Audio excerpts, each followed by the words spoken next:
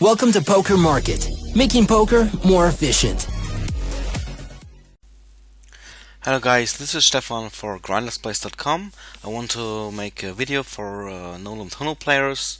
I will play NL25, and I want to show you some beginner facts like when to call, when to 3-bet, when to 4-bet, when to fold, when to call a 3-bet and stuff like that. You will see that in the video. Made a session on a Party Poker playing NL25 there, and I have some stats, and I will tell you the basic stats here on this player. The first is the VPIP on the PFR.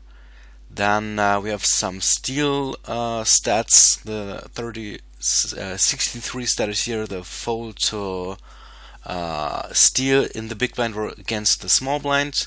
Then we have the 3-bet stat, folding in the small blind. It's the 3-bet stat, 3-betting in the small blind against the big button open raise. And then we have here dealer button open, small blind open raise, cutoff open raise, and there are some sets 3-bet at the dealer button, fold to 3-bet at the dealer button, fold to 3-bet in the small blind and in the cutoff. And to other stats I will maybe come later in the video. Let's just start and see some action. I try to tell you something about my game. It's important to have like a basic overview in your stats. It's pretty important for the table for auto profit. I often have the green colors for like auto profit or possible auto profit spots, and or probably with the enemy is attackable, like something like that. Not always auto profit, but attackable. The red is like the basic. It's a good stat. Like it's pretty aggressive. Here I make stop. I have king 4 offsuit in the small blind. You can open raise this hand every time.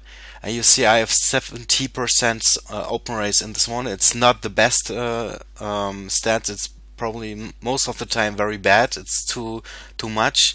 You normally have like 40 to 50% open range, but on Party Poker there are often players like this guy who's have 86 percent folding to small blind open raise in the big blind.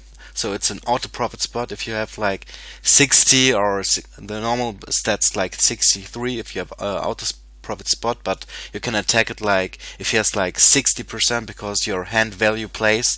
So you can hit a pair or something, so you don't have to make exactly the auto profit spot to open raise here. So I would always also raise 7 deuce here because here it's auto profit spot, so you have to raise here. So we will see that it will open raise a lot of hands in the small blind. The green color means that he's a bad player or a fish. Blue is normally mid player, mid stack player, or probably a weaker player, but irregular. Here I called a raise isolation raise from him.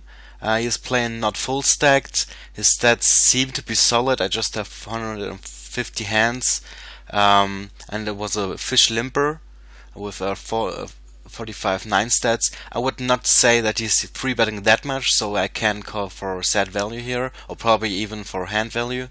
So you don't have to do this, but if you see it's like not full stacked, he probably is a weaker player, so you can outplay him post flop, and you even can call for set value.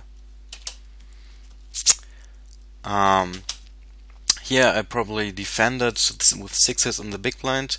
It's pretty standard. You can 3-bet that as well if you want to.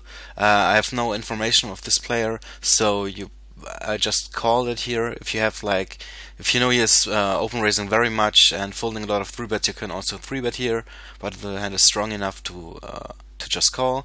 Bottom left, they're 10-9 suited is a standard open raise against any players. Aces, of course, as well. I probably have no action here on the board for on the bottom right. It's just too draw heavy and I have no value over there. I probably don't bet there if he checks, because he often has showdown value. Just like he has showdown value, or you beat him, so you can just check and go to showdown. So there's no difference. You will see. If I bet, okay, I bet it here because I looked at the stats, and yeah, you can bet here if you think he's just giving up, or you can just check behind. I don't think I don't know what's better, and I would probably just check here, but yeah, it depends on yeah, how the stats were.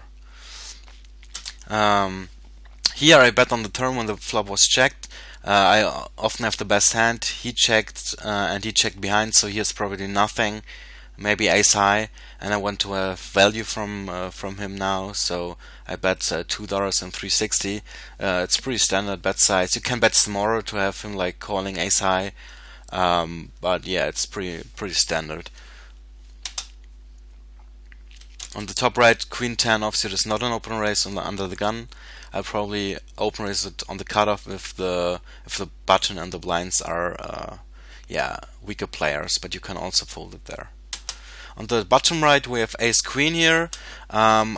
I don't really like to 3-bet this one. You can 3-bet this one against a bad player, but you have to think about a 4-bet, and then you just see, okay, what do you make against a 4-bet? You probably beat every time. Here you see there are the 4-bet stats are 0%, but that means he's probably just calling to 3-bet, so that would be a reason to 4-bet and to 4-bet fold, of course. And yeah, we will see.